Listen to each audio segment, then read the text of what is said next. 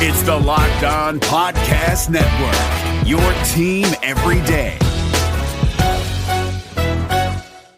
Joe DiBiase of the Locked On Sabres podcast. ButcherBox has all you need for a tasty, stress-free holiday season. This Black Friday, your search for amazing deals on high-quality protein ends with ButcherBox. They're offering their best deal of the year. Choose your free steak for a year. Choose between 2 New York strip steaks, filet mignons, or ribeyes to get free in every box for a whole year when you join. Sign up today at butcherbox.com/NHL and use the code NHL to choose your free steak for a year and get $20 off. That's butcherbox.com/NHL. Use the code NHL to get this special Black Friday deal plus $20 off. Hello, fantasy hockey fans. Welcome back to the Locked On Fantasy Hockey Podcast. Thank you so much for being here. Every single week, Monday edition, we always talk about waiver wire targets, who you have to add to succeed for the week. So on today's episode, we'll talk about who you have to drop. Let's get right into it. You're Locked On Fantasy Hockey, your daily podcast on fantasy hockey. Part of the Locked On Podcast Network, your team every day.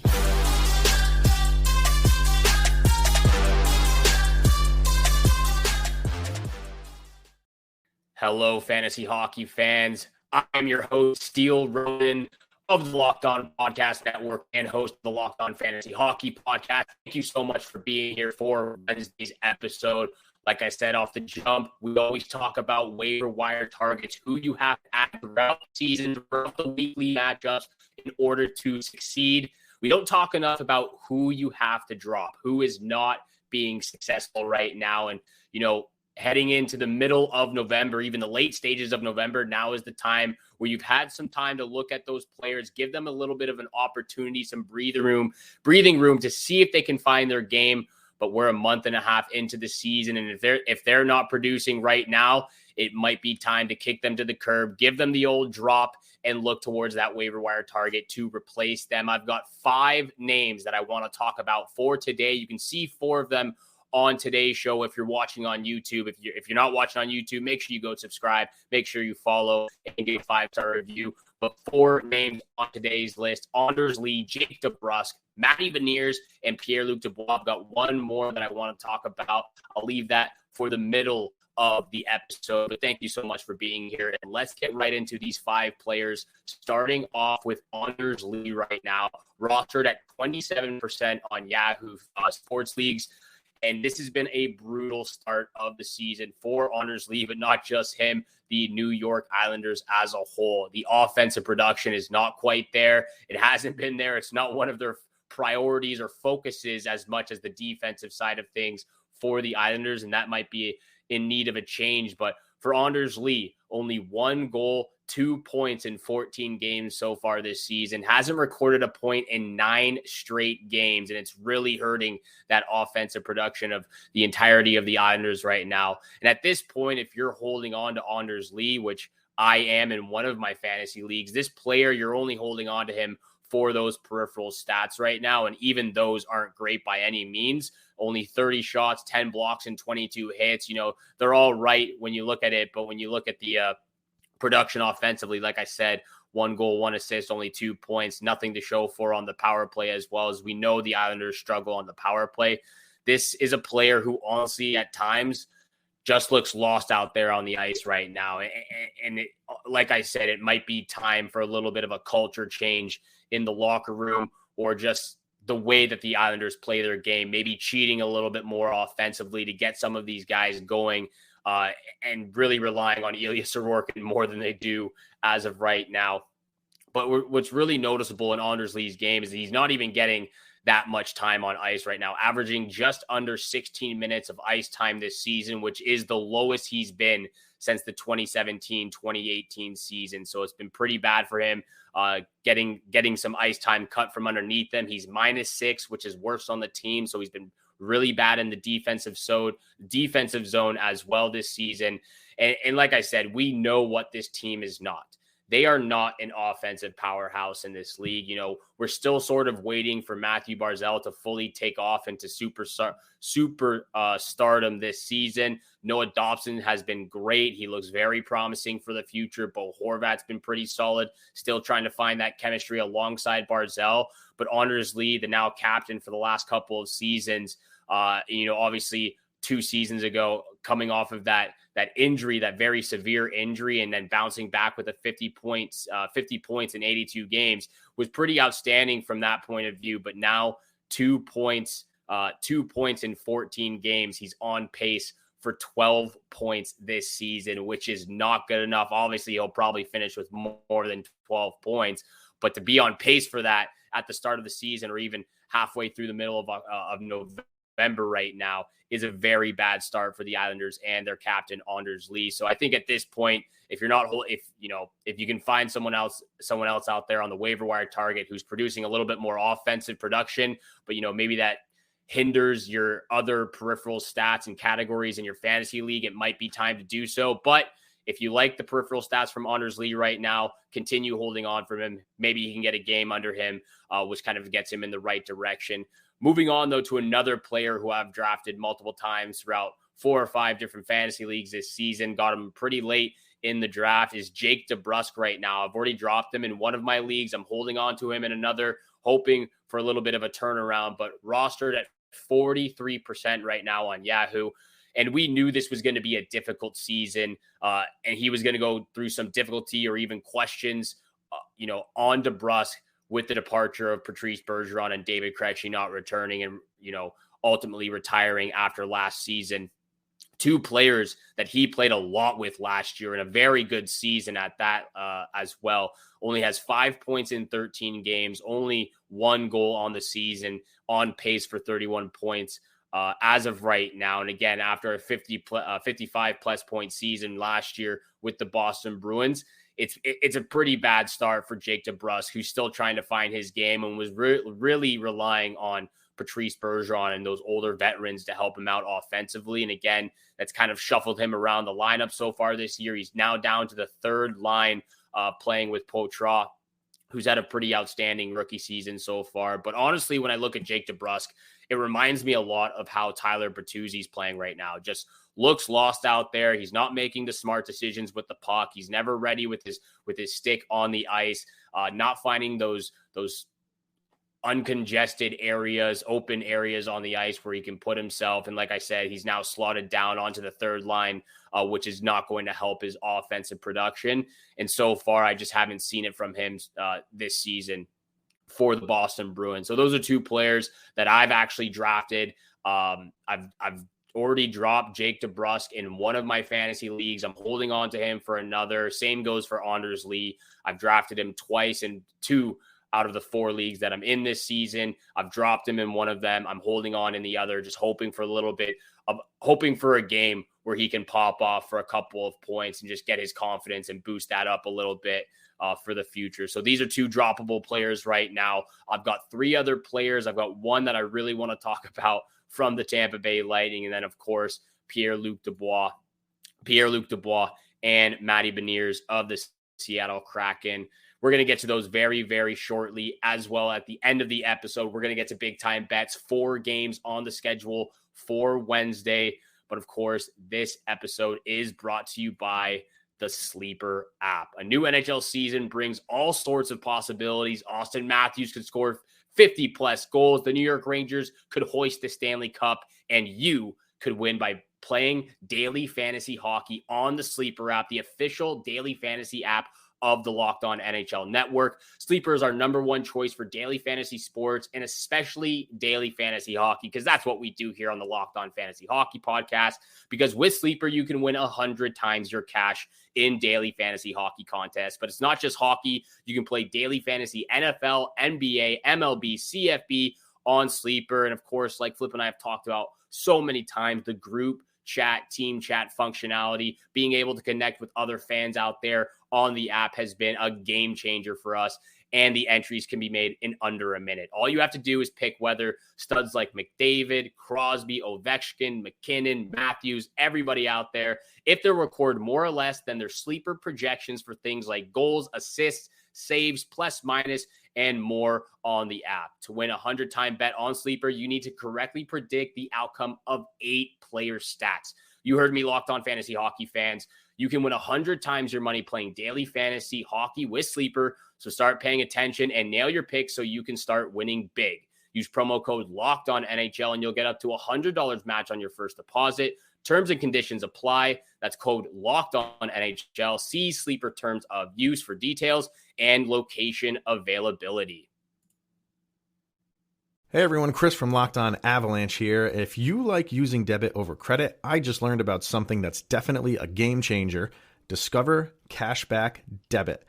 It's a checking account that rewards everyone with cash back on everyday purchases, which means you can get cash back on NHL tickets or head-to-toe hockey gear to make this season a total win. Check out eligibility and terms at discover.com/cashbackdebit. Discover Bank, member FDIC. And thank you so much for making the Locked On Fantasy Hockey Podcast your first listen every single day. Big news out there. Locked On has launched the first ever national sports 24/7 streaming channel on YouTube. Locked On Sports Today is here for you 24/7, covering the top sports stories of the day with the local experts of Locked On Plus, our national shows covering every single league. Go to Locked On Sports Today on YouTube and subscribe to the first ever national sports 24/7 streaming channel. Gotta love Locked On Sports Network, podcast network. Really appreciate them giving us this opportunity over the last 2 seasons to be the host of the Locked On Fantasy Hockey Podcast. They continue doing and supporting us local hosts every single day, and just such a great company to work for. So definitely go check out the 24/7 streaming channel on YouTube. Really appreciate they're doing wonderful things over there. It's up and running 24/7. You can't go wrong with that. What's probably not going to be 24/7 anymore or in the near future is Jonas Johansson's starting job for the Tampa Bay Lightning. Currently rostered at 69% right now on Yahoo Sports Leagues. And personally, I believe we've seen the best of Johansson this season, and I think it's time to call it quits. Maybe give it a week or so from when Andrei Vasilevskiy returns. Hint, hint, nudge, nudge. 4 straight games from Johansson with a save percentage below .875 and a goals against average of .475 in those last 4 games. So I think he started off pretty well, pretty hot to begin October. He's played 12 of the 15 games Tampa Bay has played so far this season. So that's how much they're relying on Johansson, because they can't rely on Tompkins, the backup goalie. He's got a 5-3-4 record so far this season. And all things considered, I think that's pretty poor from what we've seen on the offensive side of things from Tampa Bay. They probably should have won a few more of those games, but he has not been able to stand on his head and make those timely saves over the last stretch, over the last week and a half. So again, Andrei Vasilevskiy, he's recovering from the surgery, the back surgery he had. He's actually back on the ice practicing with his Lightning teammates, which is giving the Lightning players high hopes and high spirits after a very mediocre start of the season. John Cooper did come out and say he would be pretty disappointed if Vasilevskiy doesn't return before December comes around. So we could see Andrei Vasilevskiy back in the crease for Tampa Bay towards the end of November, which is a week and a half, 2 weeks from now, pretty much. So definitely a thing, a news to keep your eye out for when Andrei Vasilevskiy makes that return in a couple of weeks. But Jonas Johansson is on the decline right now, and it shows in his rosterability right now on Yahoo, down 8% over the last week. But again, he is the starting goaltender for the time being. So for whenever Vasilevskiy does make that return, Johansson's on his way out. Next on the list, though, Matty Beniers, rostered at 46% right now on Yahoo. And if you're not in a keeper league, you should probably start considering dropping this player. If you're in a keeper league, obviously you're holding on to this player. He's got a promising future with the Seattle Kraken. Great rookie season, 25-plus goals, 50-plus points. So obviously won the Calder Trophy in his rookie season last year, but only 1 goal in 16 games so far this season. He's on pace for 36 points this year, which again is really bad projections when he scored 55 plus in his rookie year and won that Calder Trophy. He's a minus 15, which is by far the worst on the Seattle Kraken. He's not doing great things in the defensive zone. He's not helping down low. The face-off percentage has not been great so far this season as well. He hasn't been great on both ends of the ice and hasn't found his rhythm so far this year. It's very noticeable 5-on-5 and even on the power play. 4 of his points that he has this year are on the power play, but 3 of them have been assists. He's just not being able to find those quality scoring chances that we saw him do so well last year in his rookie year. So Matty Beniers, I know we talked about him in the Seattle Kraken last week or a few episodes ago, but as of right now, if you're not in a keeper league, you got to start considering dropping Matty Beniers because he's just not producing offensively. The peripheral stats quite aren't there as well as he's still a young player, only 21 years old, going to be 22 years old soon. But Matty Beniers, for me, obviously 3-4 games ago, he got his first goal against the Colorado Avalanche, but just really so far hasn't been impressive for the Seattle Kraken this season. This player that I want to talk about, that I want to finish up with, not really a droppable player, but I would think to consider maybe facilitate a trade if you're underwhelmed, which I have been so far this season. I drafted Pierre-Luc Dubois, who's rostered at 73% right now on Yahoo Sports Leagues. Again, I've been very underwhelmed with what I've seen so far from Pierre-Luc Dubois. 8 points in 14 games. It's mediocre. It's not bad. It's not great, but I really thought, obviously, the cards that he's been dealt throughout his career so far, being drafted by the Columbus Blue Jackets, then getting traded to the Winnipeg Jets, not liking his role there with the Jets, a little bit of locker room turmoil from what we've seen over the last 2 seasons in Winnipeg, gets that trade to the LA Kings, signs that monster contract. I thought he would have come off to a better start in his first year with the Kings. But again, mediocre start, 8 points in 14 games. I'm not overly impressed with those peripheral stats. Honestly, been pretty lackluster to say the most for that. He's been very streaky so far this season. 2 games in a row, he'll get points. 2 games, he won't. 2 games on, 2 games off. 2 games on, 2 games off. And that's what has been the back and forth, the seesaw with Pierre-Luc Dubois to start the season so far. He's on the first power play unit, but hasn't done anything besides 1 power play goal this year. And LA Kings have a really strong power play. I think what hurts most for Dubois right now is he's centering that third line. And it sucks for him personally because it's hard to move things around when Philip Deneau, Trevor Moore, Kevin Fiala are playing so great on that second line. Quinton Byfield's been great on the first line with Anze Kopitar. You can't put Dubois on the first line instead of Kopitar because he still got it even at his age right now. He's getting it done. And then again, Philip Deneau, you could probably put Dubois on that second line with Fiala and Moore, but Deneau has that undeniable chemistry with Trevor Moore, and he's finding it with Kevin Fiala as Victor Arvidsson still deals with that long-term injury. So for me, Pierre-Luc Dubois, I drafted him on my team. I'm not going to drop him by any means, but I am starting to look and facilitate for a potential trade in the near future because personally, I've been underwhelmed from what I've seen from him so far this season. Again, just super streaky so far, 2 games on, 2 games off. So for me, I'm going to facilitate a trade. Let me know what you guys think out there about these 5 players that I'm suggesting to drop / make a trade for or make a trade to get rid of. Let me know in the comments below on the YouTube channel. DM us over on Twitter as well or X. Let us know your opinions on these 5 players, what to do with them, and what you would like to see from them moving forward. We are going to get to big time bets, 3 major picks for Wednesday's 4-game board. But this episode is also brought to you by Jase Medical. We spend lots of time talking together, you and I. We get fired up together over those wins and losses for big time bets, of course. Who starts and who sits? So let's get serious right now and talk about Jase Medical. Everyone should be empowered to care for themselves and their loved ones during the unexpected.